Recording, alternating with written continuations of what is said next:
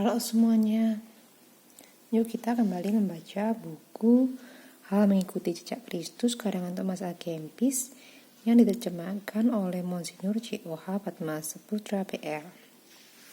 Kali ini kita akan membaca Hal Hati yang Remuk Redam. 1.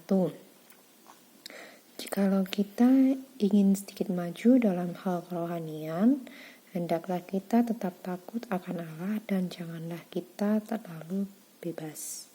Melainkan hendaklah kita mengendalikan keinginan kita dan janganlah kita terlalu girang secara yang kurang pantas.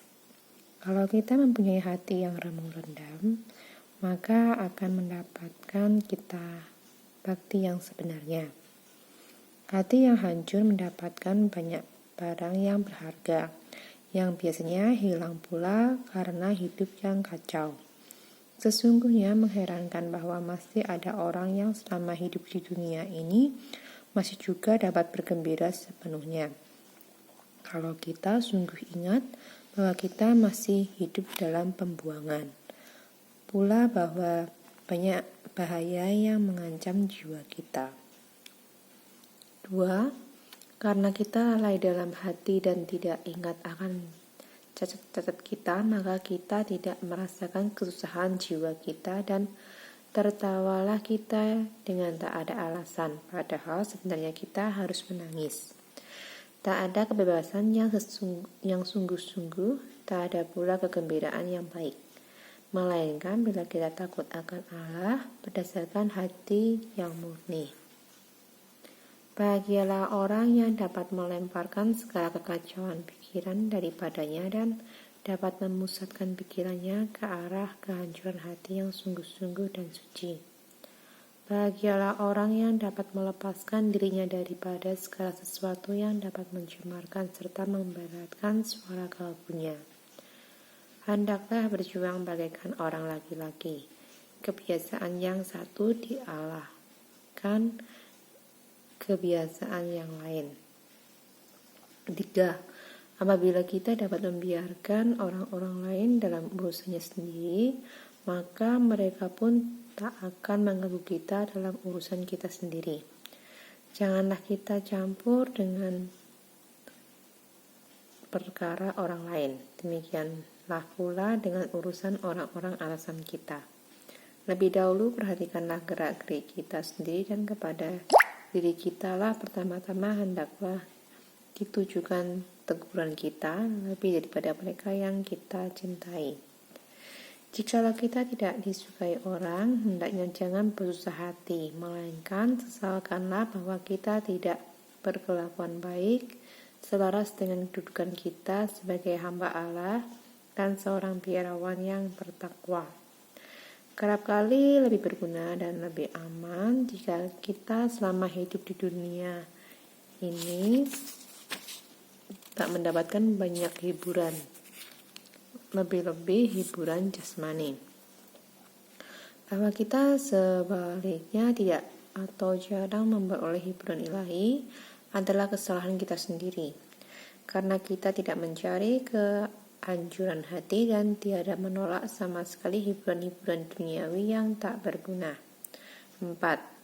Hendaklah kita mengakui bahwa kita tiada pantas menerima hiburan ilahi, melainkan patutlah bahwa kita menerima bermacam-macam gangguan. Jikalau kita sungguh-sungguh mempunyai hati yang remuk redam, maka dunia seluruhnya hanya merupakan kepahitan belaka. Orang yang baik akan menginsafi bahwa ada cukup perkara yang menyebabkan kita harus lebih sedih hati dan menangis. Baik bila kita memandang diri sendiri maupun orang lain, maka akan nyatalah bagi kita bahwa tiada seorang pun di dunia ini yang hidup tanpa sengsara. Dan makin dalam kita memperhatikan keadaan diri sendiri, makin sedihlah rasanya. Dosa dan cacat kita merupakan bahan bagi kesusahan yang sesungguhnya dan bagi kehancuran hati. Memang pada dosa-dosa dan cacat kita itulah kita terjerat dan terikat hingga kita tak mampu lagi memikirkan perkara surgawi.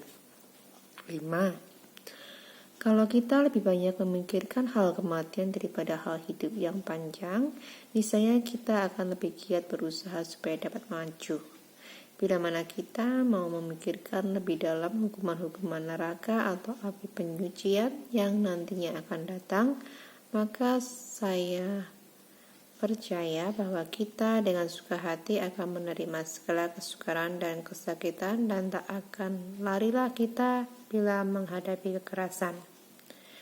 Tetapi karena pikiran-pikiran ini tak meresap dalam hati kita lagi pula karena kita masih suka akan segala sesuatu yang merayu kita, maka kita tetap ingin dan lemah dalam hal kerohanian. 6. Pada dasarnya kekurangan tenaga jiwa itulah yang menyebabkan badan kita yang sial itu mudah mengeluh. Dari sebab itu, marilah kita dengan segala rendah hati berdoa kehadirat Tuhan agar supaya Dia memberi kepada kita semangat hati remuk rendam, dan baiklah kita beserta Nabi itu mengucapkan, berilah saya, ya Tuhan, roti berduka cita dan basahkanlah saya dengan air mata. Berilah saya ya Tuhan roti berduka cita dan basahkanlah saya dengan air mata. Demikianlah bacaan untuk hari ini. Selanjutnya kita akan membaca mengenai hal merenungkan penderitaan manusia. Terima kasih sudah membersamai dalam membaca buku hal mengikuti jejak Kristus. Terima kasih semuanya.